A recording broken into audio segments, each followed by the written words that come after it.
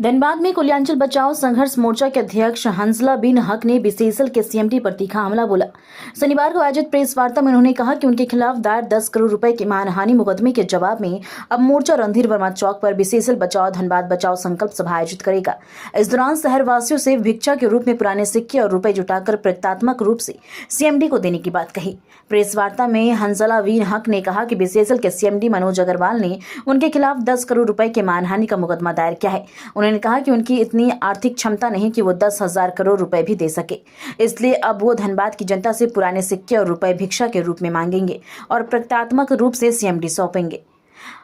हंसला बिन हक ने कहा कि उनका उद्देश्य किसी की मानहानि करना नहीं बल्कि बीसीएसएल और धनबाद को बचाना है। उन्होंने आरोप लगाया कि बीसीएसएल में कोयला चोरी और भ्रष्टाचार गंभीर समस्या है। उनका कहना है कि इसी मुद्दे को लेकर उन्होंने पहले भी आवाज उठाई थी और केंद्र सरकार भी इस विषय को गंभीर मानते हुए कदम उठा चुकी है। मोर्चा अध्यक्ष ने कहा कि उन्हें जेल भेज दिया जाए या उनके खिलाफ कोई भी कार्रवाई कर ली जाए, लेकिन बीसीएसएल को खत्म होने से बचाया जाए। उन्होंने कहा कि धनबाद की पहचान बीसीएसएल से है और यदि कंपनी कमजोर हुई तो इसका असर पूरे कुलियांचल पर पड़ेगा। सवाल पूछ राहुल भैया आइए सवाल पूछो। देखिए, 2 जून को हम लोगों ने बीसीसीएल में व्याप्त भ्रष्टाचार, चोरी, उसको लेके धरना दिया था। उसकी वजह ये थी कि बीसीसीएल का समाप्त हो जाना मतलब धनबाद का मिट जाना। बीसीसीएल पे धनबाद आधारित है और धनबाद का नामोनिशान भी बीसीसीएल के मिटने से मिट जाएगा। मगर बीसीसीएल में जिस तरह से कोयला चोरी की वारदात हो रही है, खुलेआम डंके की चोट पे, जिस तरह से यहाँ पे भ्रष्टाचार व्याप्त है, तो इसका जवाबदेह कौन है? सीधी जवाबदेही सीएमडी साहब पे आती है। तो हमने कहा था सीएमडी साहब को कि सीएमडी साहब इस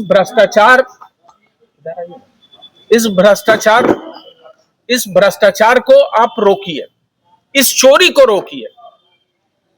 मगर इस बात पे सीएमडी साहब बुरा मान गए और उन्होंने मेरे विरुद्ध मानहानि का मुकदमा दर्ज किया है। 10 करोड़ रुपया बतौर जुर्माना मेरे ऊपर ठोका है। तो मैं सीएमडी साहब से कहता हूं कि 10 करोड़ देने की तो औकात मेरी है नहीं, 10,000 भी जमा करना मेरे लिए बहुत मुश्किल होगा। मगर सीएमडी साहब, अगर 2 आपके पास हम बात कहना चाहते हैं सीएमडी साहब से, 2 सवाल। पहला सवाल ये है कि अगर बीसीसीएल में चोरी हो रही है तो उस चोरी को रोकने की जिम्मेवारी किस पे आयद होती है? उस चोरी को रोकना किसकी जवाबदेही है? अगर ये सीएमडी साहब की जवाबदेही है तो सीएमडी साहब बताएं कि उस चोरी को रोकने के लिए उन्होंने क्या प्रयास किया। और अगर कोई प्रयास नहीं किया चोरी को रोकने का, इसका मतलब चोर के सरगना आप हैं, भ्रष्टाचार के जनक आप हैं। और अगर चोरी नहीं हो रही है, ये सर्वविदित है, यहां तक कि केंद्र सरकार तक ये मैसेज पहुंच गया कि चोरी हो रही है। अमित शाह ने इसके लिए एक बड़ी मीटिंग बुलाई और एक नियम, कायदा, कानून तय किया कि बीसीसीएल में चोरी रोकी जाए। हम भी तो वही कह रहे थे सीएमडी साहब। अमित शाह साहब ने कहा, गृह मंत्री हैं, उनकी बात का बुरा नहीं माना, मेरी बात का आपने बुरा मान लिया। तो मैं आपसे ये कहने के लिए आया हूं, आप बुरा मान जाइए, हमको जेल भिजवा दीजिए, हमको गोली से मरवा दीजिए, मगर सिर्फ एक मांग है, धनबाद को बचा लीजिए। बीसीसीएल को मिटने मत दीजिए, बीसीसीएल का खात्मा मत होने दीजिए।